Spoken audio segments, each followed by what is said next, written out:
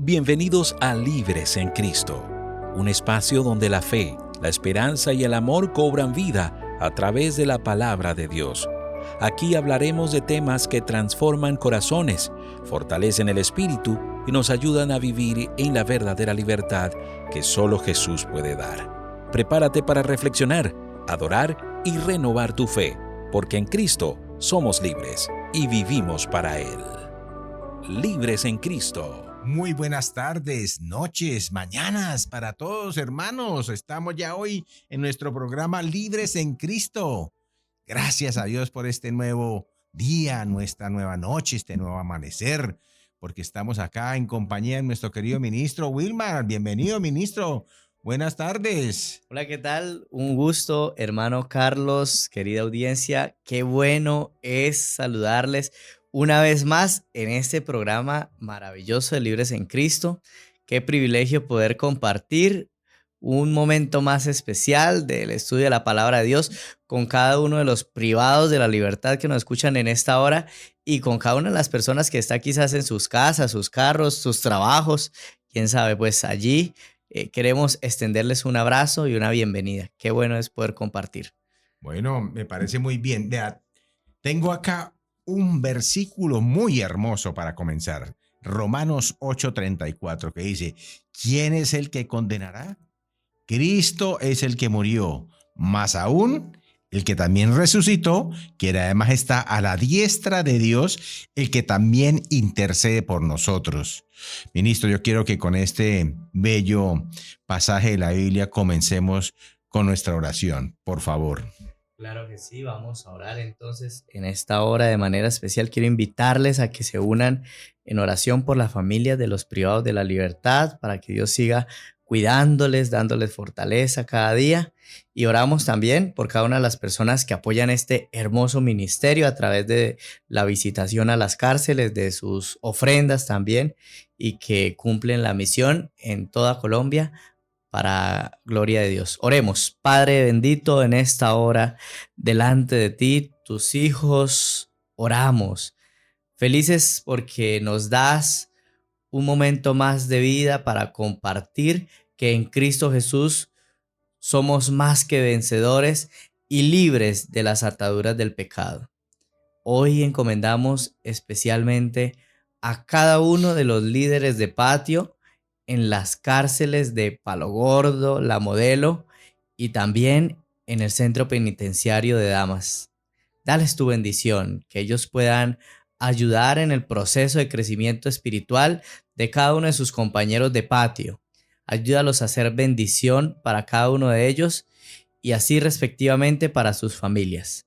Bendícenos en este programa, permítenos sentir la presencia de tu Santo Espíritu y que gozosos podamos escudriñar tu palabra y aprender el mensaje que tienes para nosotros hoy. Quédate con cada uno de los oyentes en el lugar donde están. En el nombre de Jesús oramos. Amén. Amén. Ministro, muy amable, muchas gracias.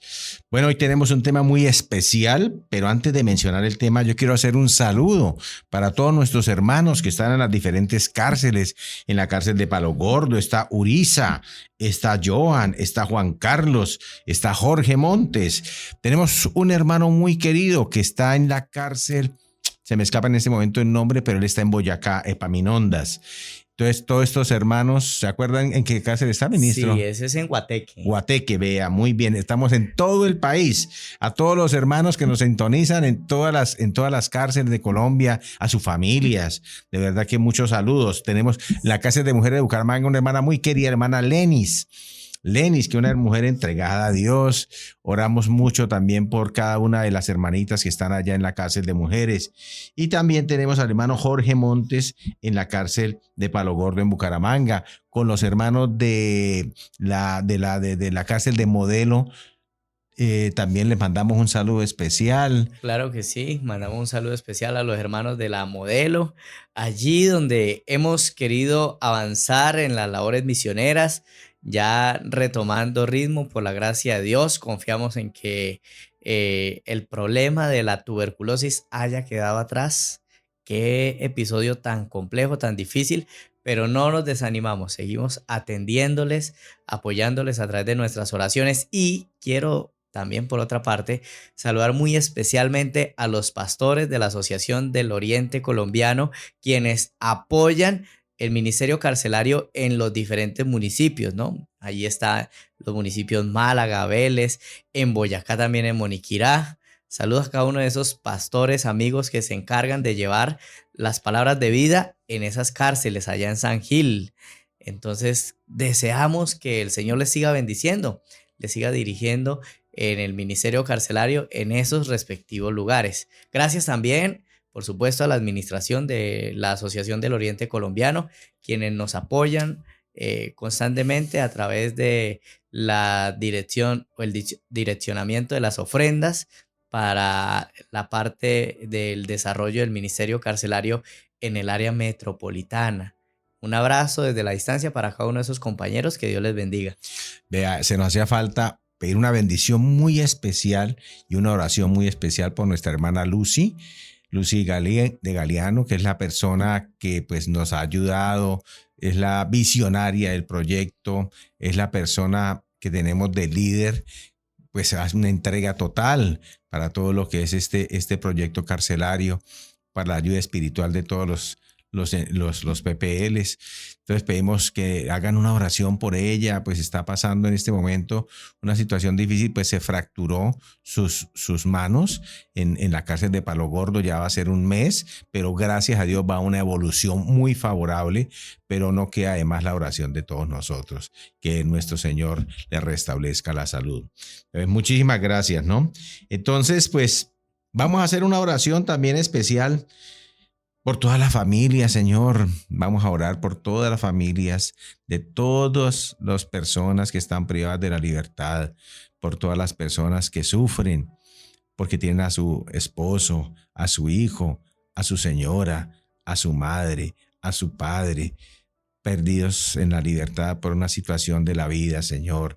Confórtalos, ayúdalos, que puedan encontrar en cada detalle de sus vidas allá que Cristo está presente, Amén. Que Cristo los ayuda, que nuestro Señor los apoya y van a ser libres, no tan solo en la parte física, sino lo más importante, en la parte espiritual, y van a encontrar el camino a Cristo en estos momentos, Señor. Te pedimos por la situación financiera de cada uno de ellos, por la salud de todos, de todas sus familias y ellos mismos, Señor. Ayúdalos a restablecer su salud, tanto espiritual como corporal. No los dejes caer en depresión, Señor. Te lo pedimos en el nombre glorioso de nuestro Señor Jesucristo. Amén. Amén. Bueno, mi querido y estimado ministro, ahora sí entramos en el tema profundo, ¿no? El Yom Kippur y el fin del mundo. Ese es el tema central que tenemos. Entonces dice: esta es una ley perpetua para ustedes a fin de purificar al pueblo de Israel de sus pecados, haciéndoles justos ante el Señor una vez al año. Moisés siguió todas las instrucciones exactamente como el Señor le había ordenado, y eso lo tenemos en Levíticos 16:34. Mi querido y estimado pastor, ministro querido, ¿qué es el Yom Kippur? Bueno, Yom Kippur, la palabra Yom hace referencia o viene del hebreo y se traduce a nuestro español común y corriente con la palabra día. Yom es día. Yom es día. Perfecto. Y Kippur es purificación. Día entonces, de purificación. Entonces se podría traducir al día de la purificación. Y entonces el Yom Kippur era un momento especial. Recuerden que venimos hablando de nuestra serie Santuario. Ya hablamos la parte física, la parte estructural, y ahora estamos hablando de la parte ceremonial. Hablábamos del sacerdote, del sumo sacerdote, y ahora entramos a un momento especial y lo estamos trasladando a lo que nos interesa, que es el día de la expiación, el día de la purificación y el fin del mundo. Mano Carlos, el mundo se va a acabar. ¿Cómo le parece? El mundo se va a acabar y nosotros tenemos que cambiar. ¿Cuándo tenemos que cambiar? Hoy. Hoy tenemos que cambiar, pero la gran mayoría de nosotros queremos cambiar mañana, porque hoy queremos terminar nuestra relación con el mundo y mañana sí comenzamos nuestra relación con Dios. Qué error, ¿no? Sí, exacto. Entonces, muchas veces limitamos nuestra vida espiritual a ciertos momentos. Era lo que le pasaba al pueblo de Israel. Resulta y pasa que el Yom Kippur es o debía ser una fiesta, ¿no? Una fiesta solemne, por supuesto, pero al final fiesta, porque resulta y pasa que ese día se perdonaban todos los pecados anteriores de los otros 360 días. O sea, era una sola vez al año el perdón. Sí, o sea, el perdón era diario. Diario. Pero entonces había una ceremonia especial donde, y ahora menciono 360 días porque específicamente los judíos lo que hacían era que buscaban tener 12 meses de 30 días, ¿cierto? Ya. Ellos no manejaban el calendario como nosotros habitualmente lo manejábamos o lo manejamos con las diferentes variantes que tenemos, los festivos y demás. No, ellos no les celebraban nada de festivos a San José ni nada de eso, sino No, eso que no existía. llegaban, ellos eran muy prácticos, 12 meses, 30 días, se acabó, meses de lunes, de domingo a sábado, empezando por el día 1, entonces ahí era, no se le tenía nombres a los días, sino era el día 1, entonces el día 2, día 3, y el sábado, que era el séptimo día, o que es el séptimo día, le llamaban el Shabbat. Y entonces se ¿Qué traduce organizaba. Shabbat?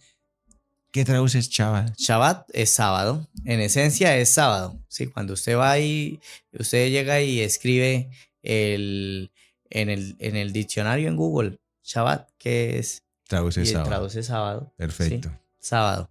Entonces, en esa parte que ya vamos a ir desglosando, vamos a ir explicando un poco sobre el Yom Kippur. En esencia, así a manera de introducción, lo que se hacía era que todos los pecados que habían sido perdonados se acumulaban en el santuario.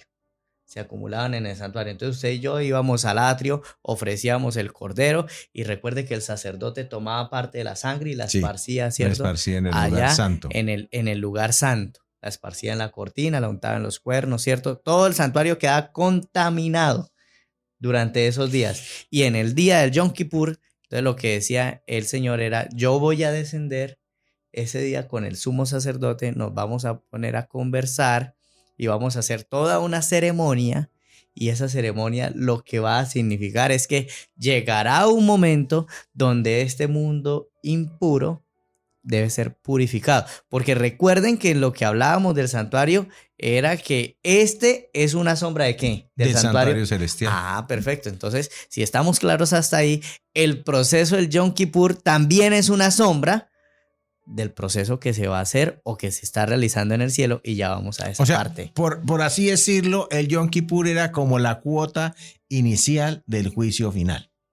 O sea, una celebración pequeñita de lo que iba a ser el juicio final. Exacto. O sea, entonces, el sacerdote preparaba todo para limpiarnos a todos de nuestros pecados en simulación a lo que va a ser nuestro Señor Jesucristo el día de su regreso. Claro que sí, o sea, no solo eso.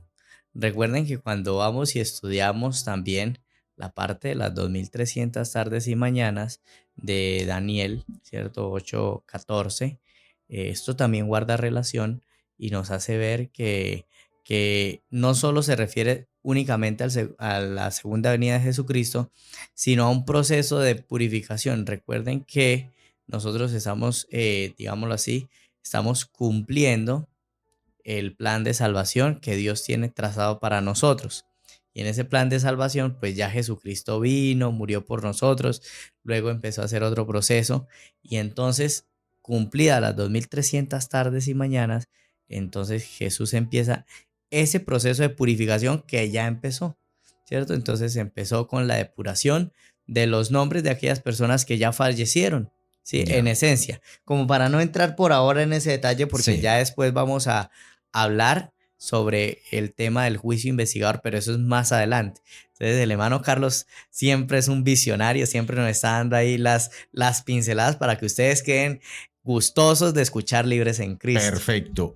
Bueno, a mí me parece curioso que es que ese día iba a ser como el día más importante de todos los sábados.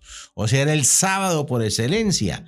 O sea, era el sábado de los sábados. Claro que sí. Entonces, ese día era un día donde no se iba a trabajar, ¿cierto? A pesar de que podía caer, por ejemplo, un cuarto día a la semana, dígase un miércoles, entonces podía caer un miércoles, pero entonces automáticamente al ser ese día ya todo se detenía, la gente dejaba de trabajar y todos se concentraban a la parte espiritual en el santuario, de alrededor del santuario, y no se hacía ningún tipo de movimiento, estaban totalmente concentrados.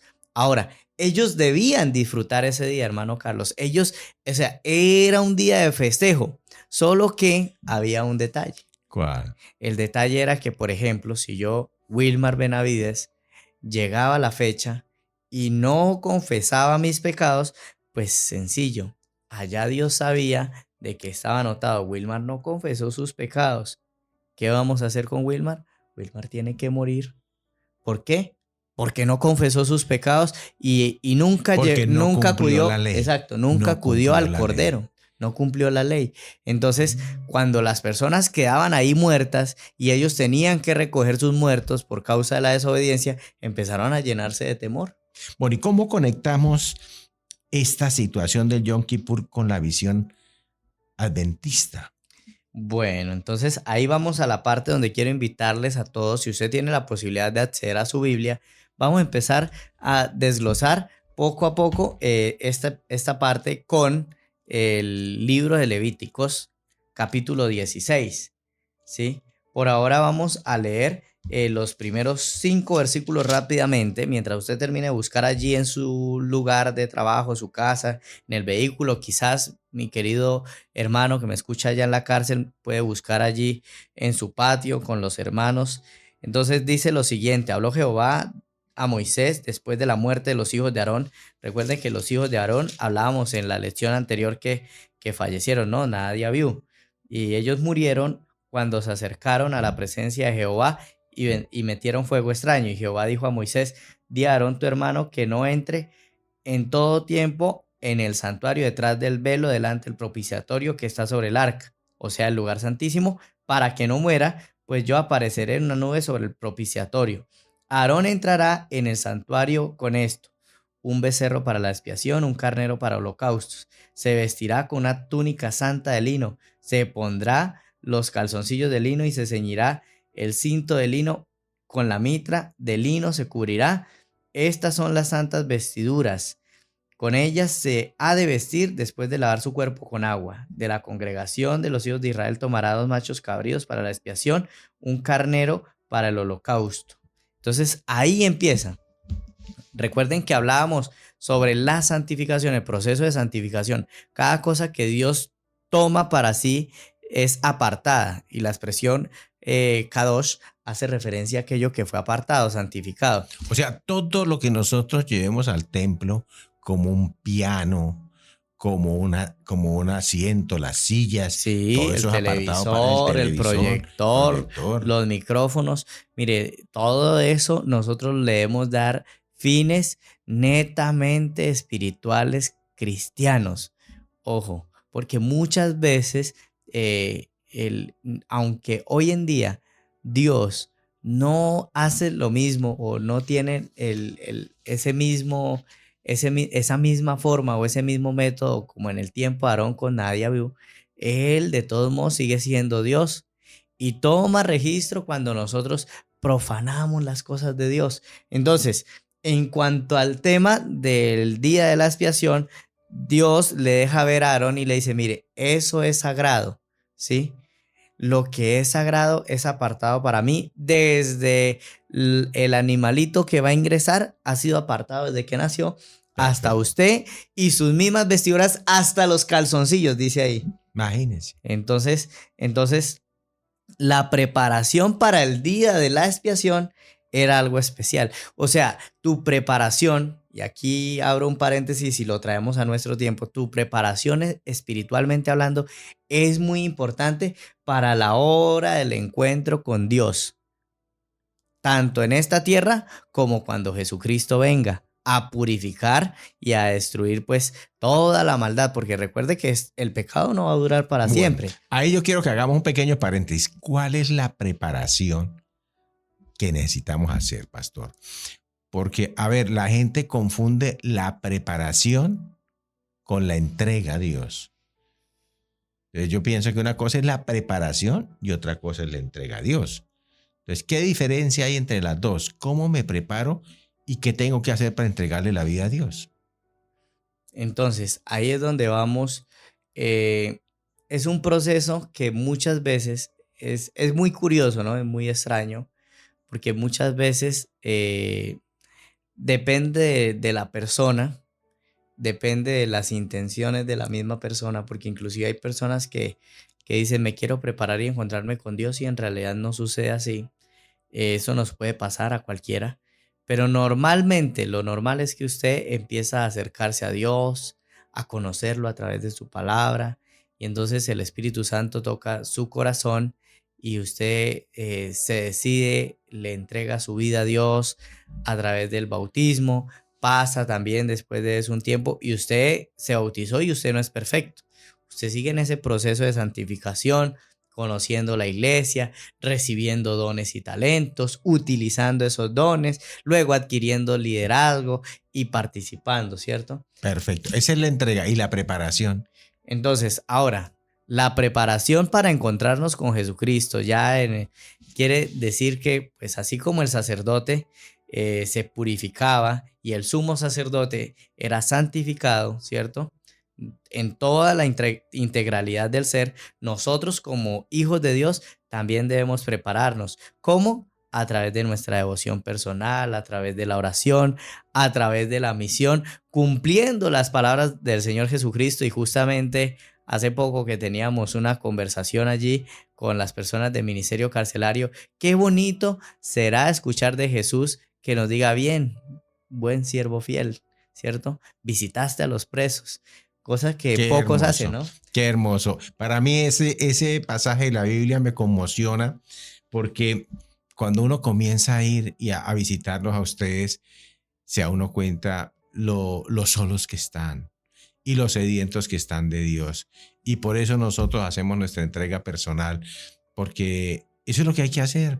El mundo cristiano no es un mundo de muchas cosas extraordinarias, es un mundo de entregarle realmente la vida a Dios con el ejemplo y la devoción diaria.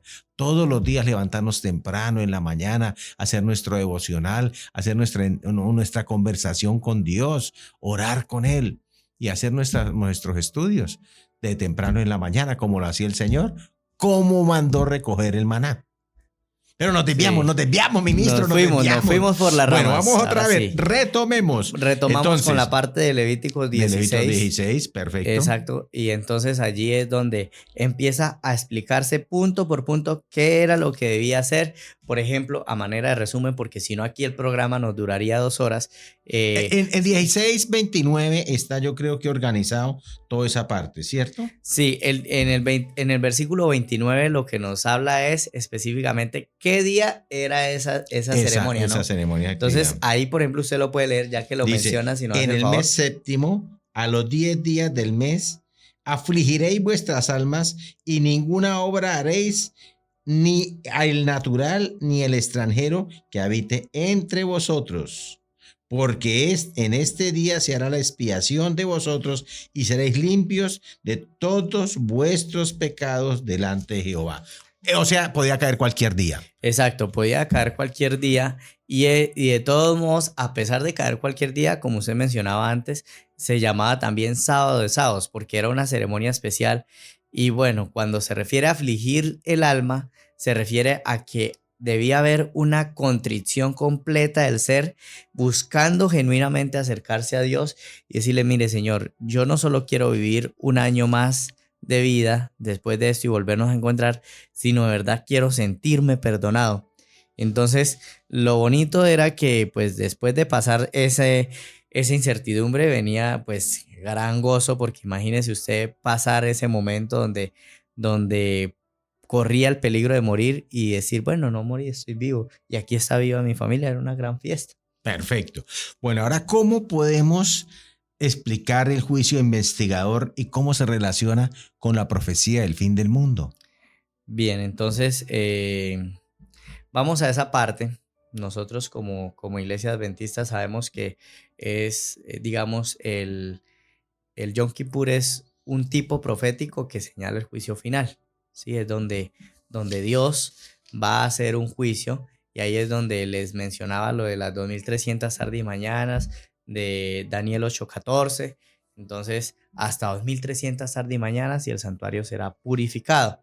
Ahí es donde Cristo pasa, digamos, en el santuario celestial, pasa del lugar santo al lugar santísimo. Recuerden que nosotros, y quiero aquí mencionar algo, nosotros no vamos a entrar en detalle de si el santuario celestial es físico y tangible como el terrenal, ¿no? Recuerden que nosotros no hemos estado allí, así que sí, a través del estudio de la Biblia, algunos han interpretado que es más abstracto, otros dicen que es más físico, entonces ese no es el punto de discusión. El punto de discusión es el proceso que entra Cristo a hacer a partir del cumplimiento de las 2300 tardes y mañanas en 1844. Y entonces la iglesia adventista enseña que ese juicio investigador comenzó en 1844 y es el proceso mediante el cual Dios revisa los registros de cada una de las personas antes de la segunda venida de Cristo. Entonces se revisan, se están revisando y se van a revisar, porque recuerde que no sabemos cuándo Cristo viene. Entonces, en ese proceso está en revisión cada una de las, digamos, de las personas que están a punto de ser salvadas por Cristo, ¿cierto? Y entonces se va a juzgar todas las personas. Se va a hacer un juicio investigador a esas personas antes de la segunda venida de Cristo, y es una fase importante entre el conflicto del bien y del mal. O sea, actualmente estamos en ese proceso. Sí, ahorita, actualmente el juicio investigador está cursándose. Ahorita estamos en el juicio investigador. Ojo, hago mención, mi querido privado de la libertad, mi querido hermano que me escucha en esta hora. Hay muchas cosas que nosotros, hay los misterios de Dios, ¿no? Hay cosas que nosotros, por más que tratemos de investigar, mire, hay gente que dice que el santuario celestial es tan físico como el terrenal. Hay gente que dice que ya empezó un juicio para los que estamos vivos y que en cualquier momento usted y yo podemos ser juzgados. Nosotros, humanamente hablando, no podemos dar ese tipo de certeza. Sabemos que sí estamos en el proceso de juicio investigador. Pero no sabemos a quién están juzgando. Exacto, no sabemos a quién está juzgando. Se supone que a los muertos. Se supone que a los muertos. ¿Cierto? Bueno, pues en ese asunto es donde yo no quiero entrar en mucho detalle, porque es algo que es bastante... Mire cómo es de cierta esa teoría o esa doctrina. Nosotros no podemos ir entrañados a crear ideas. Exacto. De algo que no están en la Sagrada Escritura. Sí, no puedo ponerle mi propio concepto. Hubo alguien que por buscar, digamos, que las personas, sí es algo bueno buscar que las personas busquen al Señor y todo. Entonces, muchas veces decimos, no, usted puede correr el peligro de que en estos momentos Dios haya puesto su nombre en el juicio y entonces usted está viviendo sus últimas oportunidades y Dios sella su juicio y usted va a morir perdido, ¿no? Así que decídase hoy, no es la idea. Lo único cierto que sí es que el tiempo de gracia se acaba para el que se muere. Ah, claro que sí. Eso sí, o sea, usted tuvo su oportunidad de redimirse y buscar al Señor. ¿Hasta cuándo? Estuvo vivo. Exacto. Y la ahí tiene, para allá ya no tiene chance. Y la tiene hasta ese momento. O sea, que usted me está escuchando en este momento. Ya habíamos hablado un poquito sobre ese tema de la oportunidad que tiene usted de salvación. Y es que si en ese momento usted está escuchando la voz de Dios y usted siente esa necesidad, busque al Señor, porque recuerde que en el plan de salvación nosotros vamos a ser juzgados por lo que hagamos en vida. Después de que usted fallece o después de que yo fallezco, ya todo el resto del proceso de salvación queda en manos de Dios y Él es quien determina bajo nuestra decisión, nuestra determinación y nuestra obediencia o fidelidad, ¿cierto? Dios es quien determina un juicio justo donde usted podrá ser salvo o no, dependiendo de lo que Dios decida, ¿no? Bueno, conclusión para terminar esa partita, porque nos está yendo el tiempo. Para poder tener un juicio a nuestro favor, tenemos que estar como bautizados. En esencia. Si nosotros no estamos bautizados, arrepentidos en los caminos del Señor, en oración continua, nuestra entrega al Señor todos los días, pues el juicio no creería yo que salga favorable a nosotros. Porque si yo le entrego la vida a Dios y en teoría sigo haciendo lo mismo que estaba haciendo antes de entregarle la vida a Dios, pues no estoy haciendo nada. Claro que sí. Y recuerden, pues, ya que lo menciona el hermano Carlos, en ese mismo proceso del santuario, recuerden que cada cosa tiene su significado. Entonces el lavacro se refiere al bautismo, los sacrificios se refiere a un carácter purificado y el incienso se refiere a las oraciones de los santos, o sea, las suyas y las mías. Usted y yo debemos pasar por ese proceso del santuario también para poder participar junto con Jesucristo de la redención, ¿no? De la salvación. Perfecto. Entonces pasamos a la otra parte. Sí, claro. Ahora hablemos de las señales del fin del mundo. Según la Iglesia Adventista, ¿qué evidencia tenemos de que el fin del mundo está ya cerca? ¿Estamos listos? Bueno, pues entonces ahí hay un texto muy importante que quiero invitarles a leer en Mateo, capítulo 24, ya casi los últimos capítulos de Mateo.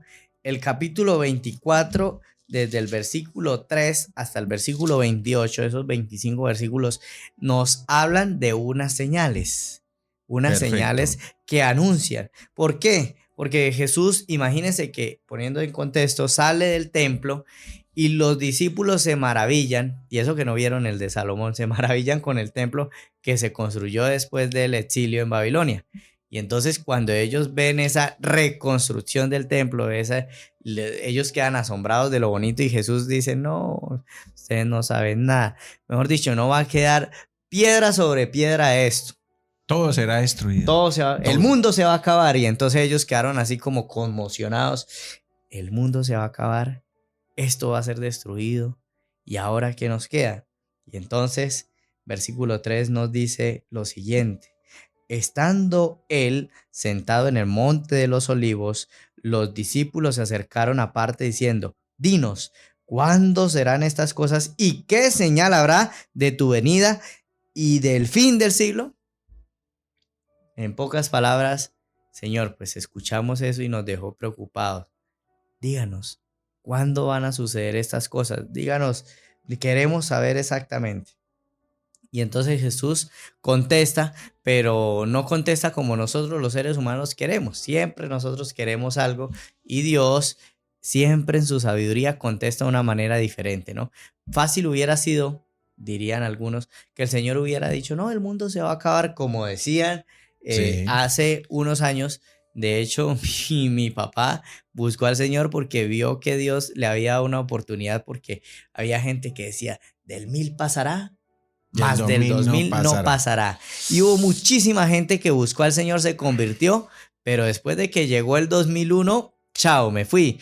Y por el contrario, mi familia llegó y dijo, óyeme, Dios me ha dado una oportunidad, y empezaron mis seres queridos a convertirse, a buscar al Señor de todo corazón. ¡Qué bendición! Entonces acerca de eso, de poner la percepción humana frente a lo revelado en la palabra de Dios, nunca se ha dicho una fecha. Nadie sabe el día ni la hora. Eso lo dice inclusive ese mismo capítulo 24, nos habla maravillosamente, nos explica. Mirad que nadie nos engañe. Versículo 4. ¿Qué nos dice el versículo 5? Empecemos con la primer señal, hermano Porque Carlos. vendrán muchos en mi nombre diciendo, yo soy el Cristo, y a muchos engañarán. Oiga, qué cantidad de personas viven engañadas supuestamente en nombre del evangelio. Hay personas que tristemente creen que a pesar de asesinar, de robar, de fornicar, de hacer cualquier cantidad de atrocidades, están seguros que haciendo esos actos van a ser salvos. Sí. Y no lo digo por los compañeros PPL porque no lo he escuchado ninguno de ellos, pero sí conocí un tipo en una ocasión con un verdadero récord, muy importante. Y el tipo me decía, faltando 5 minutos, para la muerte, yo me voy a arrepentir y Cristo me va a salvar. Yo le dije, primero, ¿usted va a identificar esos 5 minutos de alguna manera? Digo, sí, porque me van a meter un poconón de tiros. Entonces yo voy a tener tiempo de decirle, Señor, sálvame. Yo le dije, usted no tiene ni idea de lo que está diciendo, porque el día ni la hora de su muerte no lo sabe nadie, sino Cristo Jesús y el Padre Celestial y el Espíritu Santo. Entonces, no hay chance de arrepentirnos. ¿Estoy equivocado? O sea, ¿será que yo tengo chance de que estoy perdido y sigo perdido y me voy a arrepentir? Y ay, no, me salvé a última hora. ¿Cómo es nuestro querido ladrón en la cruz? El ladrón en la cruz no se sabe cuánto tiempo duró en pecado, pero en menos de 2 minutos le dijo, Señor, yo quiero estar contigo en el paraíso. Y Jesús le hizo, listo. Sí, recordemos, bueno, en el caso del ladrón en la cruz, hay un libro que nos habla sobre justamente la historia del ladrón en la cruz y en lo que los investigadores llegaron a ver acerca de la situación de esta persona era que él había escuchado a Jesús Antes. que había seguido a Jesús, que era una persona joven y que había sido mal influenciada y que al final cae en cuenta. Por eso es que cuando usted va y lee en los evangelios sinópticos, usted va y lee que en una versión en Mateo nos menciona que los 2 ladrones estaban injuriando a Jesús, y ya cuando usted va y mira a Lucas, entonces dice que no, que era uno y que el otro reprendió a ese. Entonces hubo un momento de arrepentimiento que fue mayor a 5 minutos. El peligro que corremos al jugar con nuestra salvación, y volviendo a esa parte, entonces de muchos vendrán en mi nombre, ¿cierto? Sí. Van a querer engañar a las personas. Ya están engañadas. Exacto. Ya están engañadas. Dirán, yo soy el Cristo, o yo vengo de parte de Cristo. Sí, entonces muchas personas van engañadas, transigiendo con el pecado. No importa, usted vive bajo la gracia, usted puede hacer lo que quiera. Entonces, ¿qué sentido tiene ir a la iglesia? Si apelamos solamente con apelar a la lógica, ¿qué sentido tiene ir a la iglesia o a una iglesia que enseñe que soy salvo por gracia? O sea, a pesar de que yo haga lo que quiera, yo me voy a salvar. No tiene sentido, porque pues ya me voy a salvar. No tiene sentido, porque eso no fue lo que enseñó nuestro Señor. Ah, bueno. Eso no fue lo que por sus frutos los conoceréis. Por sus frutos los conoceréis. Entonces, ahí dice, no se vayan a dejar engañar. Muchos van a ir en el nombre de Jesucristo. Oiréis, versículo 6, de guerras y rumores de guerras. Mirad que no os turbéis, porque es necesario que todo eso acontezca, pero no es el fin.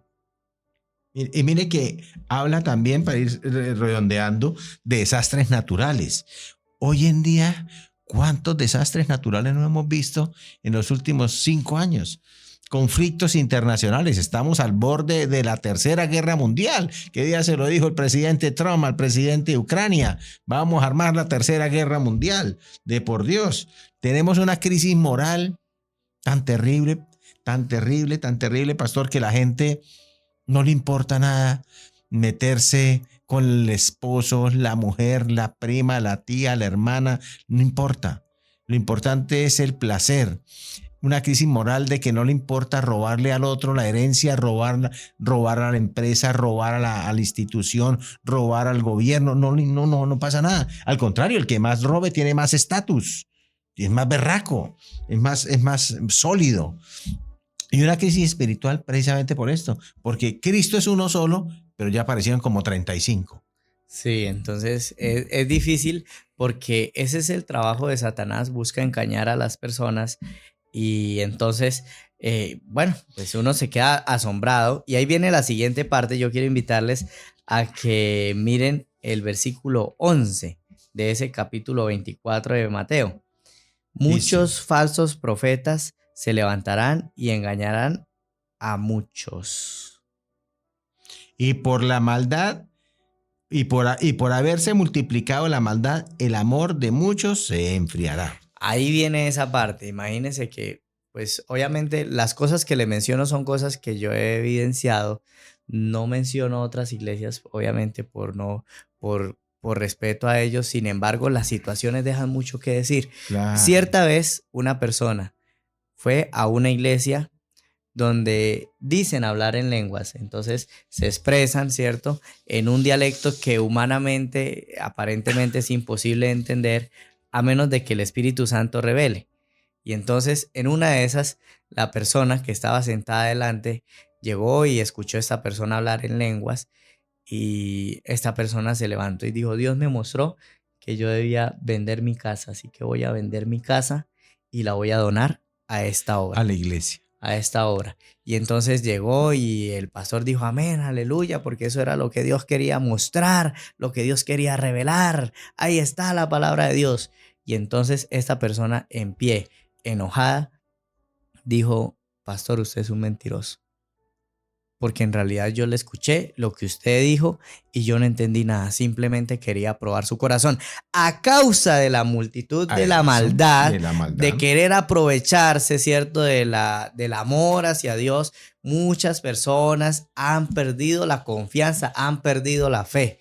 Así que es muy triste. Todo este tipo de situaciones, el enfriamiento religioso es una cosa seria. Mire, yo no sé, hay gente que ya hoy en día dice: allá van a la iglesia a darle el dinero al pastor. Gracias a Dios nosotros tenemos un modelo administrativo diferente, y más adelante vamos a hablar respecto al tema de los diezmos. Pero por lo pronto, hablando acerca de la salvación, hablando acerca del santuario, del fin del tiempo, nos dice allí esas señales y ustedes las pueden leer.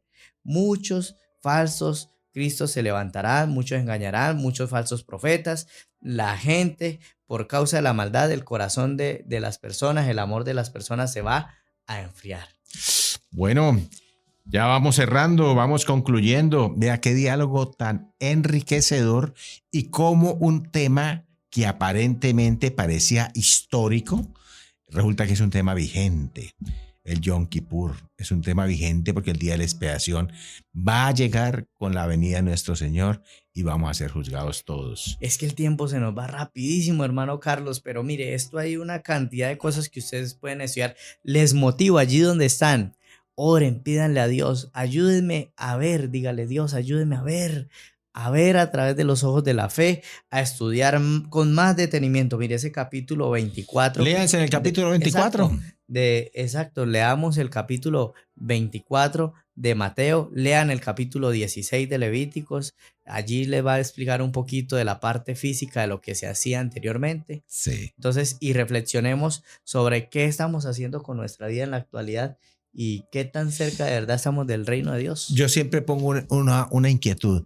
¿Qué te hace falta para entregar verdaderamente tu vida a Dios? ¿Qué te hace falta? Como el joven rico, ¿no? Vende todo y sígueme. Así nos hace falta a muchos, porque también me incluyo ahí. Bueno, vamos a orar, pastor, porque se nos fue el tiempo.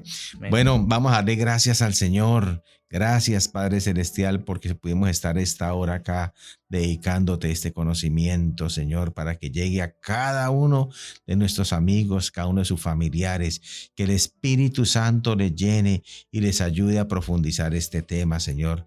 Entiendan lo importante que estamos viviendo en este momento en la humanidad, y que próximamente Cristo va a venir y nos va a juzgar a todos, pero tiene que encontrarnos preparados, vestidos para el evento, vestidos para la boda, estar recubiertos con su vestidura, Señor, de una entrega total, transparente y diáfana, Señor.